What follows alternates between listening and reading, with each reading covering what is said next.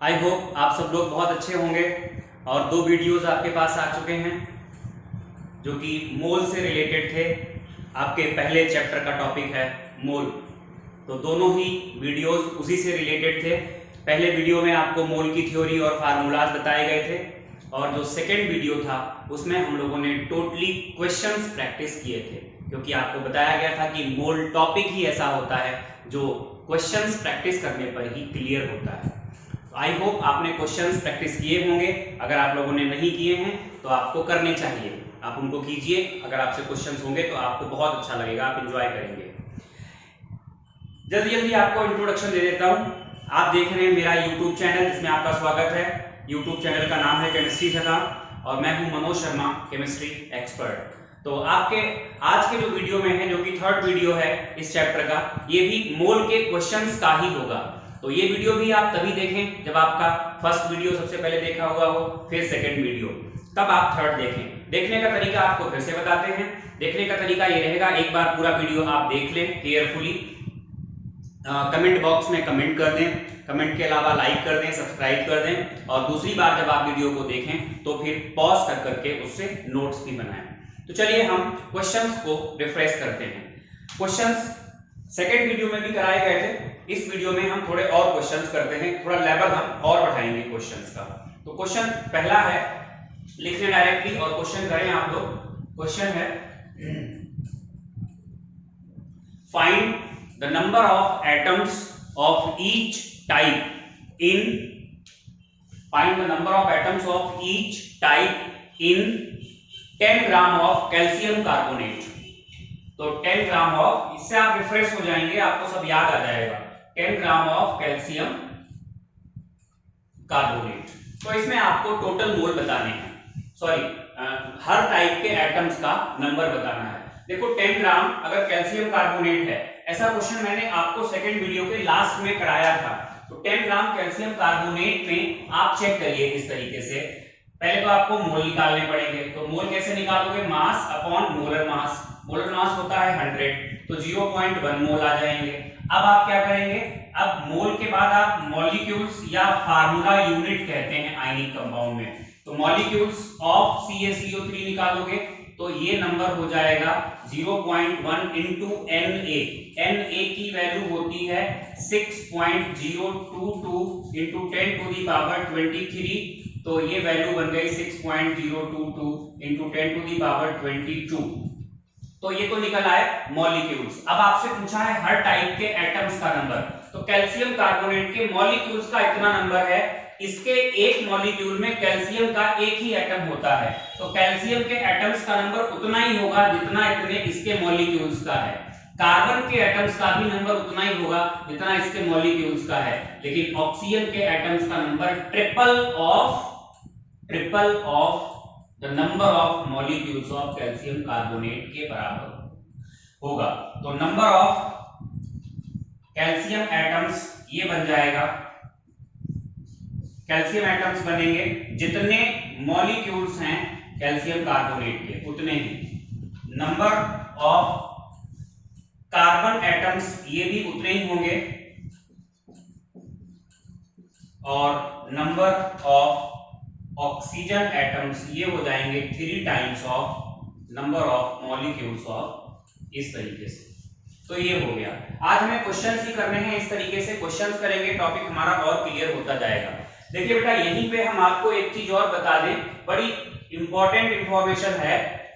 अगर कहीं पे लिखा हुआ है ग्राम एटम, या कहीं पे लिखा हुआ है ग्राम मॉलिक्यूल, तो इसका मतलब मोल होता है, और इसका मतलब भी मोल होता है। एग्जाम्पल हम लेते हैं। एग्जाम्पल अगर कहा गया 2 gram atom of sodium, this means, इसका मतलब होगा 2 मोल सोडियम।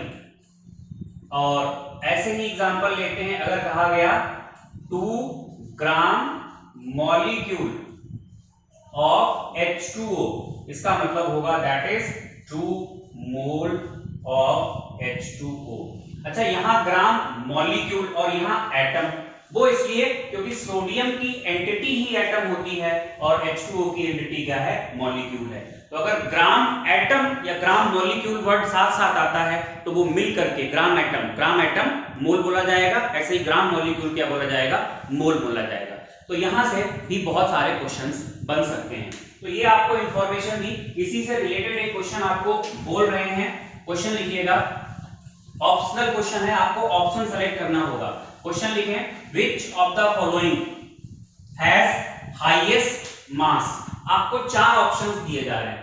पहला ऑप्शन है 64 ग्राम हीलियम, सेकेंड ऑप्शन है 64 ग्राम एटम ऑफ हीलियम, तीसरा है 4 मोल हीलियम और चौथा है 64 AMU हीलियम। तो आपको बताना है इन चारों में से मास किसका मैक्सिमम होगा। अब देखिए, अगर मोल से मास निकालना पड़े तो मोल से मास कैसे निकालेंगे, मास को हम ग्राम में देख लेते हैं। तो अगर आप इनके मास निकाल रहे हैं, देखो बेटा, ये तो मास डायरेक्टली दे दिया गया, तो मास इसका कितना हो गया, ये तो 64 ग्राम ही हो गया फर्स्ट वाले केस में। दूसरे वाले केस में ग्राम एटम कहा है। ग्राम एटम कहने का मतलब क्या कह दिया आपसे, मोल कह दिया, आपसे मोल कह दिया है। तो मोल से जब मास निकालोगे तो मास कैसे निकलता है, मोल इनटू मोलर मास, और मोल हो गए यहां पर 64, मोलर मास इसका होता है हीलियम का 4, यानी जब मल्टीप्लाई करोगे तो ये वैल्यू बन जाएगी 16 यानी 256 ग्राम, और ये 4 मोल हीलियम है। तो यहां भी जो मास निकल के आएगा वो मोल इनटू मोलर मास करोगे तो कितना बनेगा 16 ग्राम, और ये 64 AMU में मास दिया गया है। तो अगर इसको ग्राम में बदलोगे तो 64 into 1.66 into 10 to the power -24 gram, ये तो बहुत छोटा है। अगर मैक्सिमम मास आप देखोगे तो इसका मैक्सिमम है, जो आपसे क्वेश्चन पूछा गया वो ये है, इसका ऑप्शन ये है। अगर आपसे पूछा जाता मिनिमम किसका है तो मिनिमम ये होता। ठीक है बेटा, तो होपफुली आपको ये क्वेश्चन समझ में आ गया होगा। क्वेश्चंस ही करने हैं, डिफरेंट वैरायटी ऑफ क्वेश्चंस, बहुत सारी वैरायटीज के क्वेश्चंस बनते हैं यहाँ पे, वही करने हैं। नेक्स्ट क्वेश्चन लिखेंगे,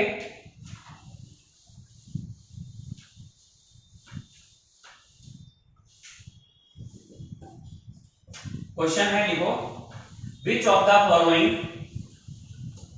हैज हाईएस्ट नंबर ऑफ, ये जेईई मेंस और नीट के क्वेश्चंस हैं जो मैं करा रहा हूं आपको। देखिए, आज मैंने जो सेकंड वीडियो है उसके साथ असाइनमेंट जानबूझ के नहीं मोल का दिया, क्योंकि उसमें कुछ ऐसे क्वेश्चंस भी आपको मिलते, फिर आपको उन क्वेश्चंस को करने में प्रॉब्लम होती।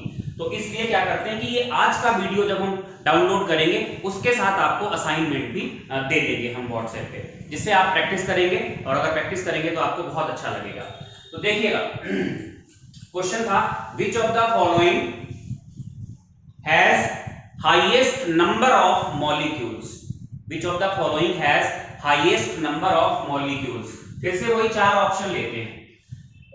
पहला ले लिया हमने 11 ग्राम CO2, दूसरा हमने ले लिया 11 ग्राम मॉलिक्यूल CO2, तीसरा हमने ले लिया 11.2 लीटर CO2 एट NTP, और चौथा हमने ले लिया, कोई भी आप ले सकते हो, चलो 11 मिलीग्राम ऑफ CO2। तो बेटा आपको मॉलिक्यूल बताने हैं, बेसिकली आपको क्या बताना है, मॉलिक्यूल। तो देखो तरीका क्या है, बहुत अच्छे से इस तरीके से, पहले तो आप यहाँ पे मोल देख लो, मोल निकाल लो, और फिर यहाँ क्या करोगे, मॉलिक्यूल। मॉलिक्यूल जब आप निकालोगे तो कैसे निकाले जाएंगे, सॉल्व करने की जरूरत नहीं है, मॉलिक्यूल्स क्या निकल के आते हैं, मोल इनटू Na। Na तो सब में एक ही जैसा आएगा, तो जिसके मोल ज्यादा आएंगे उसी के मॉलिक्यूल ज्यादा आएंगे। भाई मॉलिक्यूल का मतलब n निकालना है, तो मॉलिक्यूल निकाले कैसे जाते हैं, मॉलिक्यूल निकाले जाते हैं मोल इनटू Na से। तो मोल जिसके ज्यादा आएंगे उसी के मॉलिक्यूल ज्यादा आएंगे, क्योंकि Na तो हर जगह कॉमन होगा। तो 11 ग्राम ऑफ CO2 में जब आप मोल निकालोगे, ऑब्जेक्टिव क्वेश्चंस में डायरेक्टली ही सॉल्व करते हैं, तो मोल निकालते हैं हम मास अपॉन मोलर मास से। तो ये कितने मोल बने, 0.25 ग्राम। मॉलिक्यूल का मतलब डायरेक्टली आपको क्या दे दिया, मोल दे दिए, 11 मोल बन गए। 11.2 लीटर, वॉल्यूम से मोल कैसे निकालते हो, वॉल्यूम इन लीटर अपॉन 22.4, तो यहां से बन जाएंगे 0.5 और 11 मिलीग्राम, ये तो बहुत कम हो गया मास, 11 इंटू 10⁻³ करोगे तब ग्राम में आएगा, अपॉन क्या करोगे 44, तो ये 0.25 इंटू 10⁻³ बनेगा। अब आप चेक कर लो मोल कहां पर सबसे ज्यादा है, ये मोल सबसे ज्यादा है, और जब ये मोल ज्यादा है तो यही ऑप्शन आपको टिक करना था, कहां पर सबसे ज्यादा मॉलिक्यूल्स हैं। देखो बेटा, अगर आपकी प्रैक्टिस जब अच्छी हो जाएगी तो आपके इन क्वेश्चंस को सॉल्व करने की जरूरत ही नहीं पड़ेगी। देखो कैसे भाई, 11 ग्राम CO2 है, आपको पता है मोल इज इक्वल टू क्या होता है, मास अपॉन मोलर मास, मास 11 है, मोलर मास 44, तो 0.25, यहां साफ साफ दिख रहा है 11 मोल, जो कि बहुत ज्यादा है, यहां आधा मोल आ रहा है, और यहां तो कुछ टिकने का मतलब ही नहीं होता, मास ही इतना कम है। तो ये क्वेश्चंस पे डायरेक्टली सॉल्व हो जाते हैं। नेक्स्ट क्वेश्चन लिखिएगा, which of the following has maximum number of atoms, which of the following has maximum number of atoms, आपको फिर से चार ऑप्शंस देते हैं, 11.2 लीटर CO2, सेकेंड है 1 मोल N2, तीसरा है आपसे क्या पूछा है, एटम्स का मैक्सिमम नंबर कहां पे है, तीसरा है यहां पर 0.25 ग्राम एटम्स, या ग्राम एटम्स ही लिखेंगे, ऑफ हीलियम ले लीजिए, और चौथा ऑप्शन है आपके पास यहां पर 11.2 लीटर या 8.5 ग्राम ऑफ अमोनिया। इस तरीके से आपको बताना है एटम्स कहां ज्यादा है। तो देखो बेटा, तरीका तो वही रहेगा, मोल तक तो जाना ही पड़ेगा, मोल के बाद आपको मॉलिक्यूल्स पे जाना पड़ेगा, मॉलिक्यूल्स कैसे निकल के आएंगे, मोल इनटू Na, और फिर आपको एटम्स पे जाना पड़ेगा। ध्यान दो, 11.2 लीटर ऑफ CO2 है, तो मोल कैसे निकलेंगे, volume in litre upon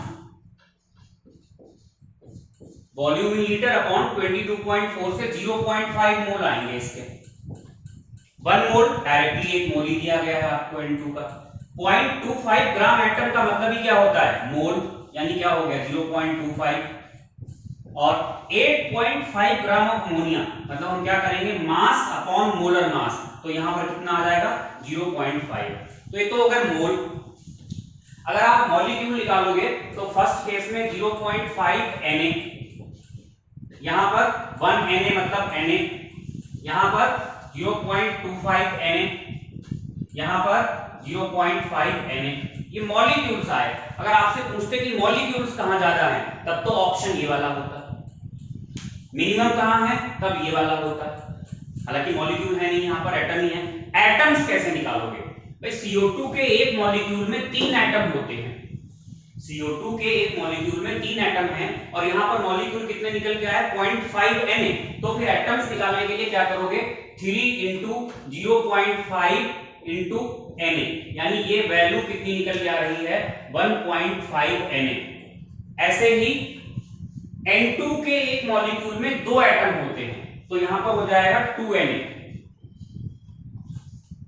helium का मॉलिक्यूल है ही नहीं, ये एटम ही है, तो डायरेक्टली ये क्या होंगे 0.25 Na, और यहां पर चेक करोगे तो एक मॉलिक्यूल में 4 एटम हैं, एक नाइट्रोजन का 3 हाइड्रोजन के, तो 4 से मल्टीप्लाई करोगे तो 4 इंटू 0.5 Na, यानी ये वैल्यू आएगी 2 Na। तो सबसे ज्यादा एटम्स कहां पर हैं, इस वाले केस में। ठीक है बेटा, क्लियर हो गया होगा। ऐसे आपसे मास पूछ सकते हैं, मास तक जाना होगा तो आप क्या करेंगे ये मोल के बाद कैसे निकालोगे, mass is equal to mole into molar mass which has maximum mass. ऐसे बहुत सारे क्वेश्चंस बनते हैं जो कंपटीशन लेवल पे बनेंगे, वो मैंने आपको बता दिए, इस तरीके से बनेंगे। कुछ और क्वेश्चंस की तरफ आगे बढ़ते हैं, क्वेश्चन लिखेंगे, लिखिएगा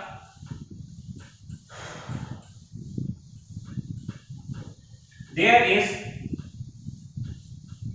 10 gram sample, there is 10 gram sample of calcium carbonate,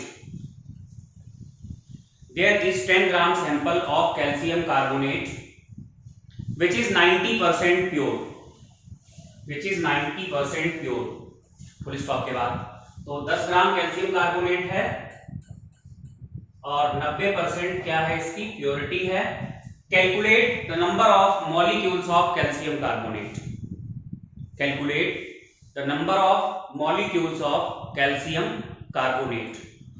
तो ध्यान दे बेटा, कैल्शियम कार्बोनेट 10 ग्राम दिया है लेकिन केवल 90% कैल्शियम कार्बोनेट है, केवल 90% कैल्शियम कार्बोनेट है।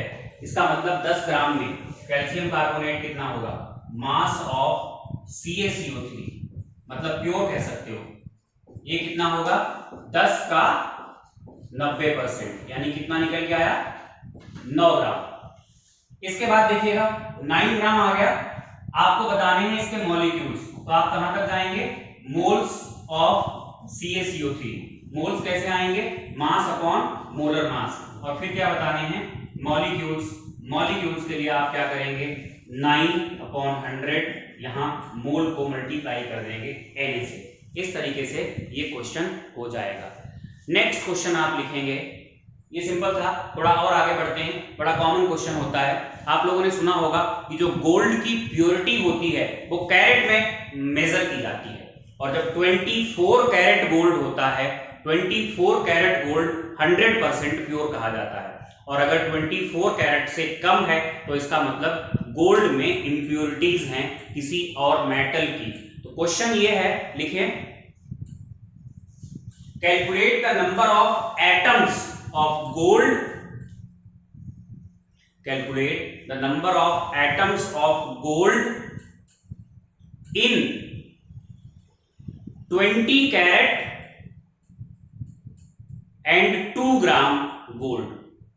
ऐसे भी लिख सकते हो, calculate the number of atoms of gold in 2 gram gold which is 20 carat. अब आपको समझ में ज्यादा आ रहा होगा, मतलब क्या लिया गया, हमने 2 ग्राम गोल्ड लिया लेकिन साथ में क्या कह दिया कि ये केवल 20 कैरेट है।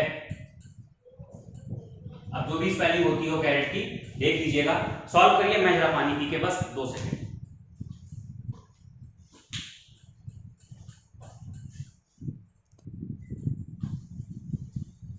तो बेटा जी क्वेश्चन ये था कि 2 ग्राम गोल्ड दिया गया लेकिन वो 20 कैरेट ही है। कई तरीके से हम इसको सॉल्व कर सकते हैं। आपको पता है कि जब 24 कैरेट सोना होता है तो वो 100% शुद्ध, 100% प्योर होता है। तो एक तो आप ऐसे यूनाइटरी मेथड लगा सकते हो, अगर 24 कैरेट होता तो 2 ग्राम गोल्ड में पूरा का पूरा गोल्ड ही होता। अगर ये 24 कैरेट होता तो 2 ग्राम गोल्ड जो दिया गया इसमें सारा का सारा क्या होता, गोल्ड। तो देखो इस तरीके से हम कहेंगे, if 24 carat then mass of gold, जो भी गोल्ड दिया गया है वो पूरा का पूरा क्या होता, 2 ग्राम पूरा का पूरा गोल्ड ही आता।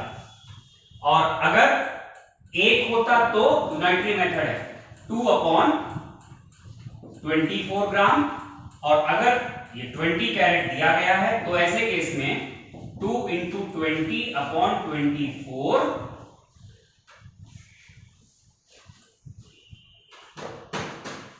तो इस तरीके से क्या होगा, ये अगर आप डिवाइड करोगे 12 बना और फिर 4 से डिवाइड करोगे 5/3 ग्राम, इतना ही आ रहा होगा। तो जो 2 ग्राम गोल्ड था बेसिकली उसमें पूरा का पूरा गोल्ड नहीं था, केवल 5/3।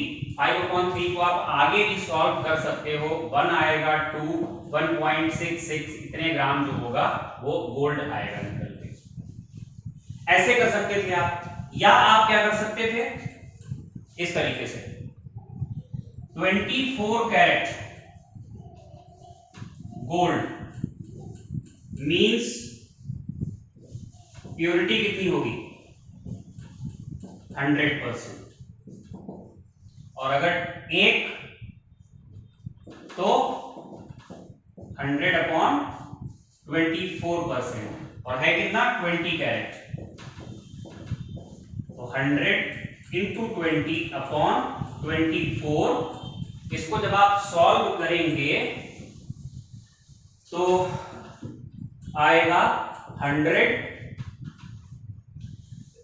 20 4 से डिवाइड करें तो ऊपर हो गया ये 5 और नीचे कितना हो गया 6। फिर अगर भाग दे 2 से तो ये वैल्यू बन रही है जाकर के 3 आ जाएगा, और ये कितना हो जाएगा 50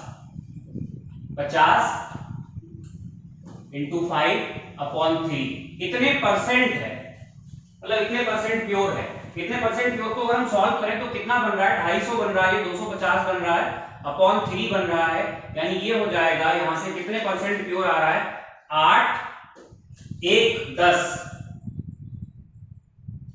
83.33% प्योर है। तो इसका मतलब जो हमें 2 ग्राम गोल्ड दिया गया जो कि 20 कैरेट है, वो कितने परसेंट प्योर है, 83.33% प्योर है। तो मास ऑफ प्योर गोल्ड कितना होगा, 83.33% ऑफ 2 ग्राम, यानी 2 का 83.33/100 करोगे तो ये निकल के आएगा 1.66 ग्राम। कुल मिला के यहां से देखो चाहे यहां से देखो, जो 2 ग्राम 20 कैरेट गोल्ड दिया गया है उसमें एक्चुअली गोल्ड कितना है, वो 1.66 ग्राम है, राइट। अब देखना क्या करेंगे आगे हम, यहां पर ये तो मास ऑफ प्योर गोल्ड हमें मिल गया, मास ऑफ प्योर गोल्ड जिसकी वैल्यू कितनी है, मास ऑफ प्योर गोल्ड की वैल्यू है 1.66 ग्राम। यहां से हम मोल निकाल लेंगे, मोल ऑफ गोल्ड कैसे निकालेंगे, मास अपॉन एटॉमिक मास 197 होता है गोल्ड का। और एटम्स कैसे निकाले जाएंगे, एटम्स निकालने के लिए हम क्या करते हैं आपको पता है, मोल इनटू Na करते हैं। तो मोल 1.66/197 इनटू 6.0, Na की वैल्यू को आप रख लेना, यहां जगह नहीं है बोर्ड पे, ये आपका आंसर हो जाएगा इस तरीके से, ठीक है भाई। तो ये क्वेश्चन इस तरीके से भी क्वेश्चंस आते हैं, बनते हैं। देखते हैं भाई कितना हो गया वीडियो। क्वेश्चन की कोई लिमिट नहीं है, चाहे जितने क्वेश्चंस आप करते जाओ, कम से कम आधे घंटे का या इससे ऊपर का 35 मिनट के आसपास का वीडियो रखेंगे। और ये आखिरी वीडियो है मोल से रिलेटेड, इसके बाद फिर इस चैप्टर का नेक्स्ट टॉपिक हम लोग स्टार्ट कर लेंगे। क्वेश्चन लिखिएगा,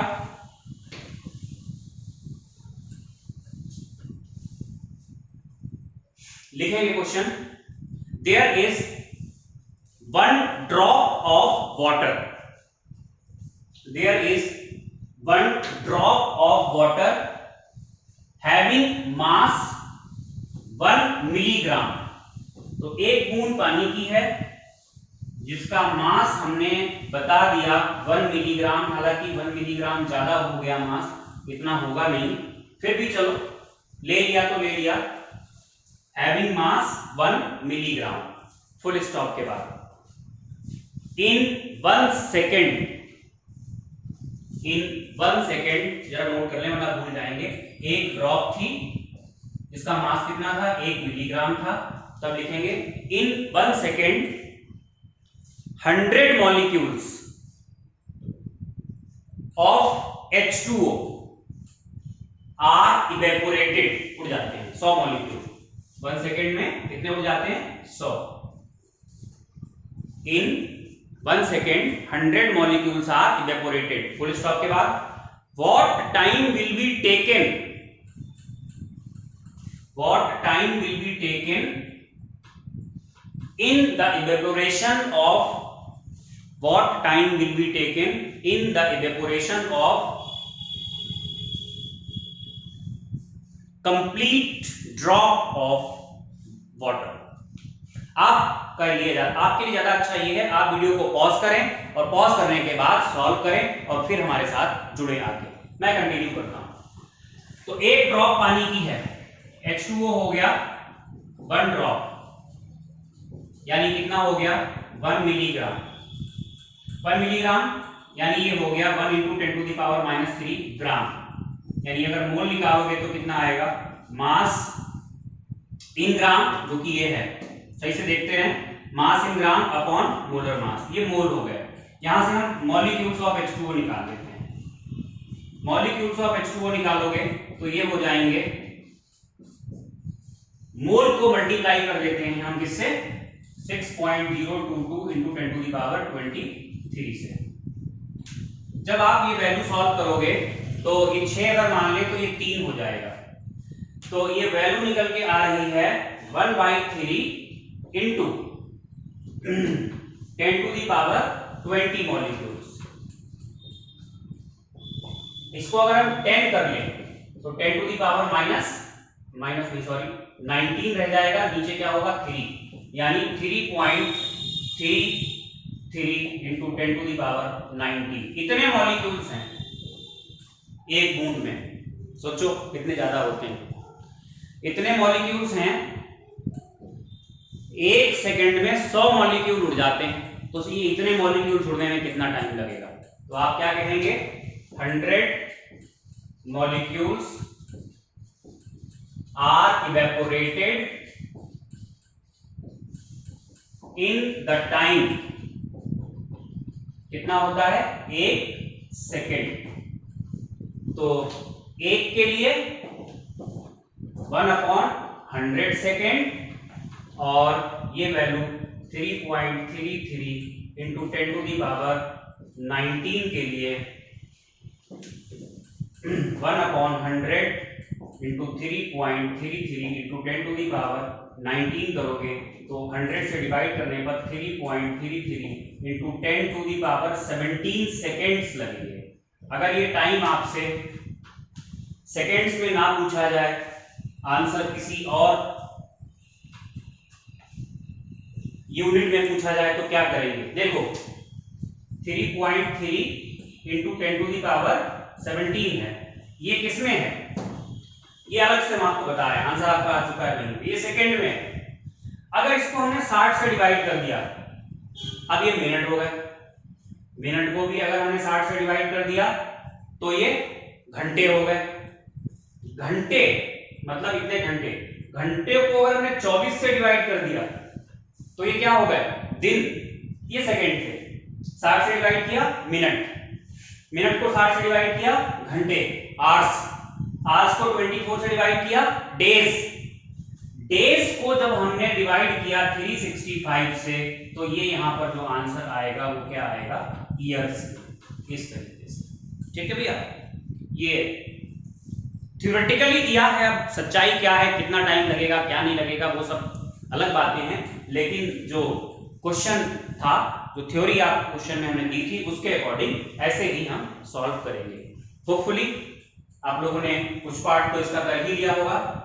एक क्वेश्चन और कराते हैं, यहां से लिखिएगा, सरप्राइज होंगे आप लोग। Calculate the number of molecules of H2O। बहुत सिंपल, मॉलिक्यूल्स निकाल रहे हैं वही वॉल्यूम से। Calculate the number of molecules of H2O in 180 ml, 180 ml of H2O at NTP, 180 ml of H2O at NTP। तो 180 ml H2O है, NTP पे है, उसमें आपको क्या करना है H2O के मॉलिक्यूल्स का नंबर निकालना है।